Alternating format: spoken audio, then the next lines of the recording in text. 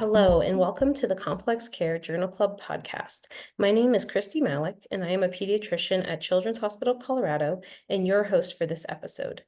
In this podcast series, we seek to discuss emerging evidence in the care of children with medical complexity and its implications for practice. I am delighted to have Agathe de Pins, a third-year medical student at Icahn School of Medicine at Mount Sinai, and Dr. Elaine Lin from Boston Children's Hospital joining me today. They are the lead authors of the article, A Quality Improvement Project to Improve After-Visit Summary Patient Instructions in a Pediatric Multidisciplinary Neuromuscular Program, which was published online in Pediatric Quality and Safety in the July-August 2024 edition. Thank you so much for being here. Thank you for having us. We'd first like to ask you to share a bit about your study, starting with the gap you identified in your research aims. Why did you focus on after-visit summaries, which are also called AVS? Our project was mainly a quality improvement project, as you mentioned, to improve patient instructions within the after-visit summary within our own pediatric neuromuscular clinic. So as a background, multidisciplinary clinics are useful because they're a centralized place for children or patients with medical complexity to see multiple specialists on the same day in the same place. But one challenge that we identified was information overload during those sessions for families and caregivers, because they often see more than 6 providers in one day. And so one way that these clinics try to remedy that for the patients and their families is through post-visit patient instructions that are usually within the after-visit summary. What we found is that often within multidisciplinary clinics, these patient instructions are not optimized or in the same structured between each specialist. And so some patient instructions might include some information, whereas other patient instructions might include other information. And we also noticed that these patient instructions were often full of medical jargon because providers would sometimes just copy paste their medical note within the patient instructions. And so both of those things would make those notes and instructions pretty overwhelming. And so that's why we decided to focus on after visit summary and especially the patient information instruction section. Who helped you identify this gap? We have a team of stakeholders within this multidisciplinary clinic, which includes nurses, social workers, providers of different specialties who often come together to discuss how we can make the clinic better. And I think because we don't have a way to put all the patient instructions within one document, it felt very important that all those different patient instructions would be optimized and structured in the same way. I find the fact that you focused on reducing medical jargon interesting. While it is well known that reducing medical jargon improves patient care in many ways, often when caring for children with medical complexity, families know medical jargon, or rather, they seem to know the medical jargon. Why did you focus on medical jargon as phase 2 of this project? What influenced that? Yeah, that's a great point. And we had a lot of conversations around that when we were actually coding for medical jargon, because certain terms such as cerebral palsy or quadriplegic, we assume that the families know what we were talking about. And so we weren't sure if we should qualify that as jargon or not, especially within that population. I think what really stemmed our desire to focus on jargon is that after we started standardizing the SMART phrase within the EMR for all of our patient instructions to be structured in the same way, we surveyed families and caregivers on their perception on patient instructions. Most of them found it very useful, but said that they don't always understand what it means, or the abbreviations within an after-visit summary was also confusing. The second thing is also that our patients mostly come from lower resources background, and so sometimes maybe we think that they understand what we're saying, but they might not fully understand. And so I think we erred on the side of being as clear as possible and as basic. I think it was up to 6th grade level understanding to make sure that our patients and their caregivers were on the same page. Dr. Lin, if you don't mind, tell me a little bit more about the stakeholder group that you have and how they've influenced this project. I found one of the novel aspects of your quality improvement project was including this group and the family feedback through surveys, which you don't always see in quality improvement. So I don't know if you have more to speak on that.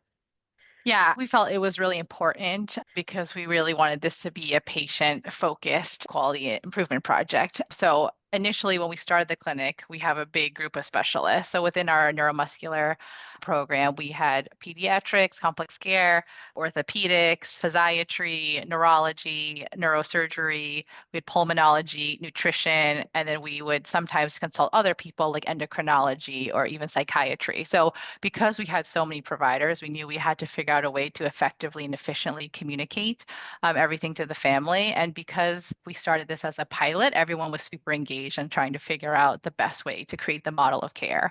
And as we started thinking about ways to improve the patient instructions, we also wanted to bring in our social workers and care coordinators who are very integrated within our complex care program and did a lot of the follow-up with the family. So having their input as well as our nurse coordinators was super helpful because they're often the ones who communicate or reinforce the information that was conveyed by the specialist that day. And as we were doing the project, I really wanted to make sure that we did get family input on what they were understanding or how they felt the patient instructions were. We started initially with the FECC, or the Family Experiences of Care Coordination Survey.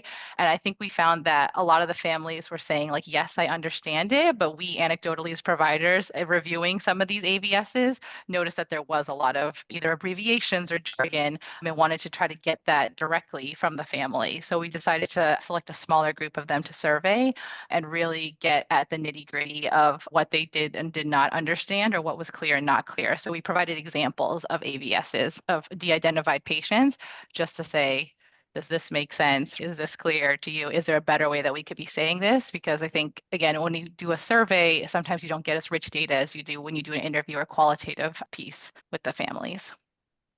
So going back to your methods, can you tell me about the methods that you chose, quality improvement, and your key findings? Yeah, with this project, we had three main goals. One was to increase our AVS patient instructions completion rate, ideally 80% over 6 months. The second, as Dr. Lin mentioned, was to get family perspectives on their patient instructions. And then the third one was to reduce medical jargon within the patient instructions by 25% over 3 months. So to address the first one, the completion rate, we created a standardized smart phrase within the electronic medical record for specialists to use when they were filling out the patient instructions. And that ensured that each patient instruction would have consistent information available for the patients. The second one, I won't go into too much detail because we already covered it, but it was administering the survey to the families and then also calling some of them in order to get their feedback and then just tracking themes that were emerging from the family feedback to direct our next steps. And then the third one was more focused on the jargon, which was to educate providers, not only on the importance of patient instruction completion, but also on the importance of not using jargon. And for that, we would talk to providers before every clinic day to remind them, and we would go through examples of jargon they used in the previous note and give them replacement words that were jargon-free to use. And we also educated them on the different types of jargon that they might be using. And then another medical student and myself coded the patient instructions for completion rates and for jargon use. And then we reviewed all that data using control charts. So with all of that, our main findings were that we were able to increase the AVS patient instruction completion rates from 40% to 85% within 6 months. The feedback we got from caregivers highlighted that they really found those patient instructions useful, but they would be more interested in having them be more concise and understandable, which is also why it informed our next step of medical jargon. And then our third finding was that we were able to reduce mean jargon usage in patient instructions by half within 3 months. So pretty successful interventions overall. Can you tell me a little bit more about the opportunities and challenges you identified while developing and conducting the study? I think in quality improvement, one of the initial challenges was figuring out what outcome you want to focus on. There are so many things that I think all of us can identify in the process where we think there's a breakdown and gap. So it was hard to figure out what part exactly to focus on. And again, I think we were lucky to have a very engaged group of diverse specialists and different stakeholders. And we were all very motivated to try to make this the best model of care that we could for the patients. With a bigger group, there's always the challenge in trying to standardize things, especially in an academic setting where sometimes there are rotators, there are trainees who are also part of it. So really making sure that we reinforce the education at every session was important, because sometimes it wouldn't be the same provider as the week before. We really wanted to get as much patient perspective as possible. And that's always a little bit of a challenge, I think, for our families to be able to have that time and that space to be able to do so. But we did feel like it was really important. So within our study, we created incentives in different ways that we would interview the families to get that feedback. I appreciated that, Agathe, that you are a medical student and bringing your perspective to this project. So tell me about your role and what you as a student and possibly an outsider to this multidisciplinary team was able to bring to the project. So I helped with the family interviews and then the completion rates, but my main project that I saw from beginning to end was really from the jargon perspective. So I really did most of the education part with the providers, and then the tracking of the jargon and creating feedback sheets for them to then tell them at the next clinic session how they could improve. So it was really interesting because I was a first and a second year medical student. I also didn't understand all of the jargon. So it was helpful for me to go to them and be like, hey, it would be great if you could change that, because even I don't understand what this is saying. So it was definitely like a learning curve also for me in terms of how medical providers structure their notes.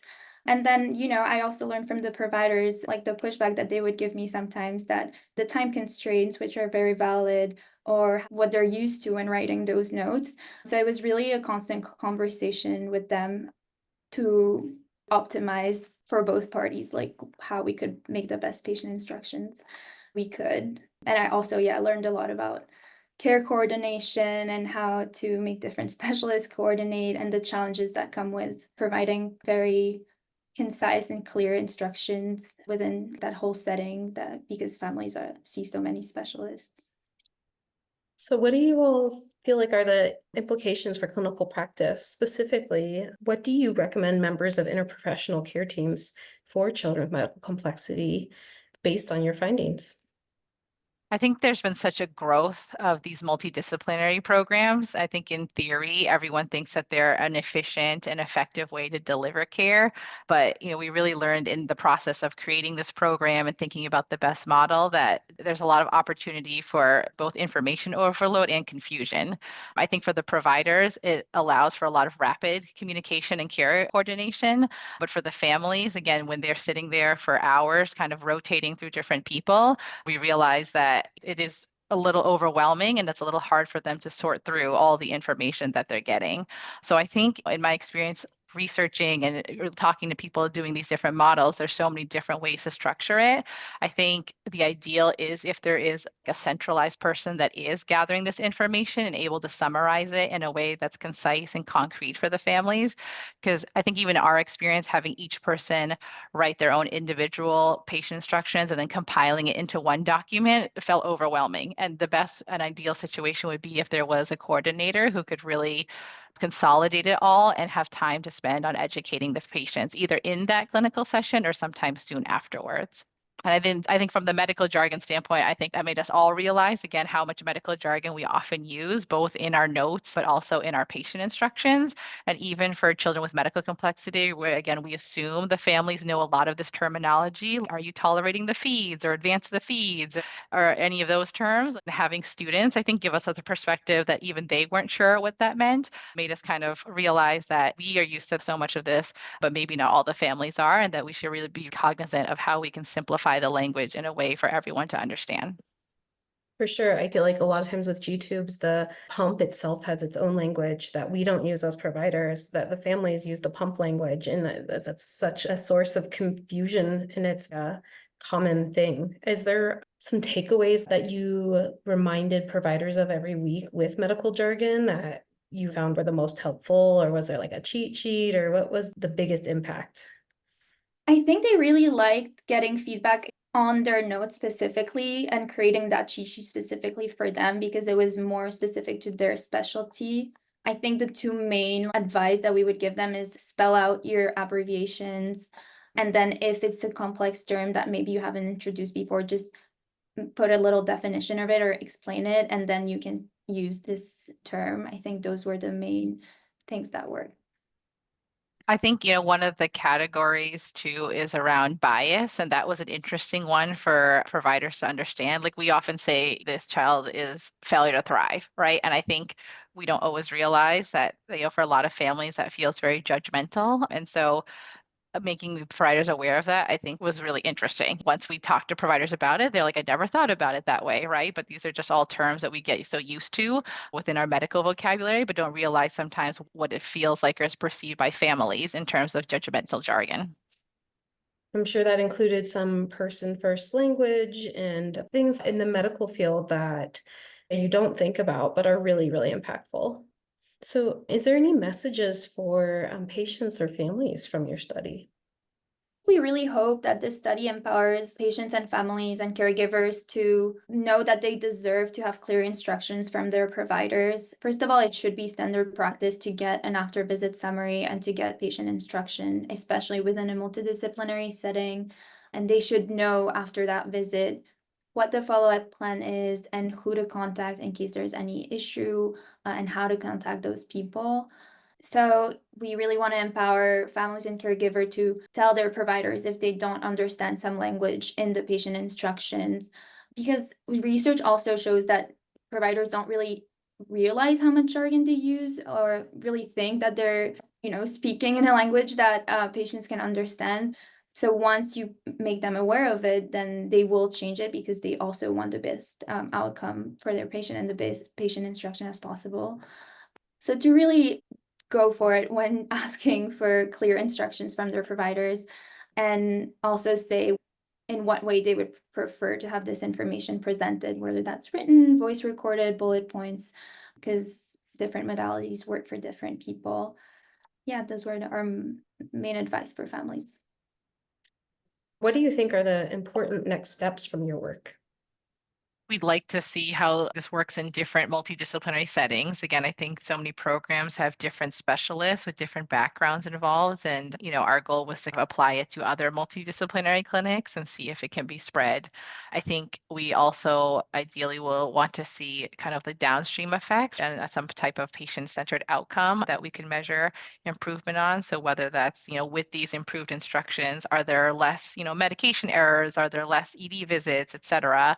Because I think that's ultimately what we, want to make sure that we're providing good care and clear care so that families feel more empowered to be able to take care of their child and know what to do for the next steps.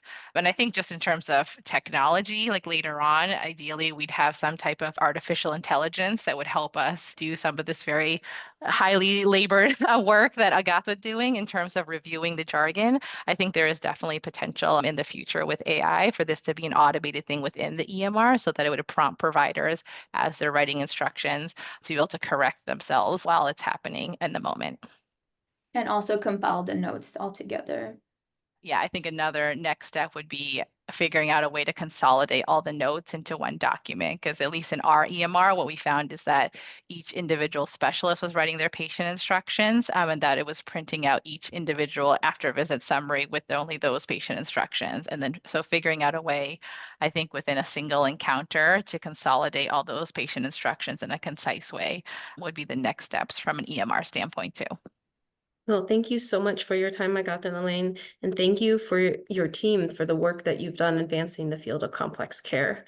And thank you to our listeners for listening to the Complex Care Journal Club podcast. We aim to highlight research that has potential to be practice changing, that values patient and family engagement, is relevant across disciplines and diagnoses, and uses high quality or novel research methods.